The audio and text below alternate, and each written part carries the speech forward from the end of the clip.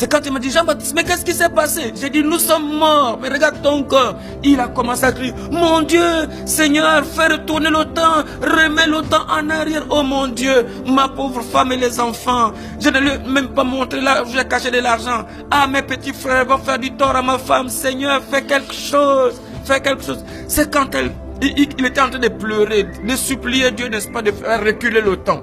Mais vous savez, c'est maintenant là qu'on est vivant, quand on fait la paix avec Dieu. Trop tard. Trop tard, c'est pas là-bas. Et donc, qu'est-ce qui se passe? Pendant qu'il était en train de venir vers moi, il y a eu un tremblement de terre. La terre a vibré. La terre a vibré. Tous les deux, on était vraiment face à peu près à 10 mètres de distance, d'un côté et moi de l'autre. Et puis la terre s'ouvre.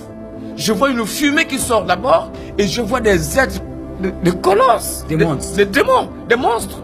En fait, c'est le terme. Des monstres qui sortent et qui l'attrapent violemment et qui descendent avec lui. Je l'ai entendu crier. Ah! C'est comme s'il s'agrippait à la terre. Et ces monstres étaient affreux? Oui, affreux à voir. Si vous le rencontrez dans la rue, vous allez aller dormir à l'église parce que ça, c'est pas des choses. Non, affreux à voir. Vraiment tellement affreux. Et puis après, la terre s'est refermée. Et j'étais là, donc j'ai couru vers le pont, m'a grippé parce que moi je pensais que mon tour aussi arrivait. C'est moi le suivant. Oui, voilà, certainement qu'ils vont revenir me chercher. Et je m'ai grippé donc au pont. Ce soir-là, j'étais là jusque vers 6 heures du soir quand les secours sont arrivés parce que... L'accident était à 16h. Oui, à 16h30. Et vers 18h, vers 18h, le sous-préfet est déjà disparu dans les profondeurs. Tu t'es agrippé vers le pont. Vers le pont, voilà. Donc, les secours sont donc venus de la capitale provinciale. Les gens des TP, le gouverneur, les préfets de police sont arrivés pour ramasser donc le corps, n'est-ce pas, de ceux de fin là. Ils l'ont mis dans l'ambulance et puis ils l'ont amené. Et puis moi je suis resté là donc à côté donc du pont en train d'attendre mon corps. Je suis resté là jusqu'à 2h du matin. À 2h du matin, j'ai entendu le... Mais comment tu savais c'était 2h du matin? Mais parce que le temps... En fait, je calcule le temps avec le temps de l'autre côté. Tout ce qui s'est passé. Oui, oui, bien sûr. Le village, oui, puisque je aller au lit dormir. Dormir, je n'avais pas bougé.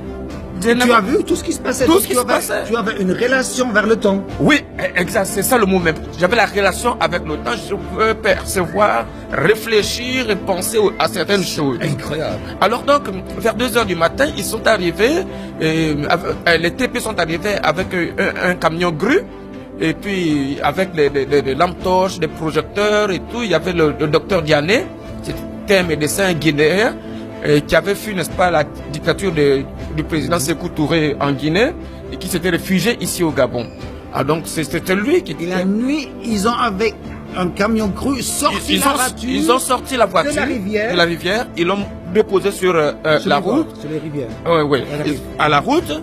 Et puis ils ont pris, n'est-ce pas, des scies à métaux et puis le chalumeau pour découper, n'est-ce pas, la devanture de la voiture pour sortir mon corps. Mon corps était bien bloqué comme ça. Et puis un des soldats qui était là a pris son pied, puisque mon corps était comme ça. Il fallait qu'on m'étende sur la route. Il a mis son pied ici et l'autre ici. Et ça, il a fait pac, pac. Il a dit, oh pauvre jeune homme. Et puis le médecin est venu me palper pour voir de quelle manière j'étais mort. Comment tu es décidé? Comment j'ai décidé? Puisque mon ventre n'était pas ballonné d'eau. Mon ventre n'avait pas gonflé. Donc tu n'es pas noyé, tu n'étais pas noyé. J'étais pas noyé. Alors il dit, mais comment est-ce que alors il est mort? Alors c'est pendant qu'il était en train de regarder, il a vu que il y avait un tournevis qui m'avait... Vous voyez cette cicatrice? Ouais. Voilà. Le tournevis m'avait traversé ici et le tournevis s'était cassé. Il a dit, ah j'ai trouvé, venez voir. Les gens sont venus voir. Ils ont dit, oh, mais comment ça? Il a dit que certainement quand la voiture était en train de faire les tonneaux, le tournevis... Il a ramassé un tournevis dans le cou. Et le médecin donc a pris la pince du mécanicien. Et il a attrapé le tournevis et puis il a tiré. Il dit, vraiment, près de 15 cm comme ça. Il a regardé comme ça. Il a dit, oh pauvre garçon. Et puis il a jeté. Voilà. Alors, donc on m'a mis dans une voiture. Je me souviendrai toujours de là. Parce que c'est une affaire vivante. C'était une Isuzu bâchée de la prison centrale de Koulamoutou. Je me souviendrai toujours.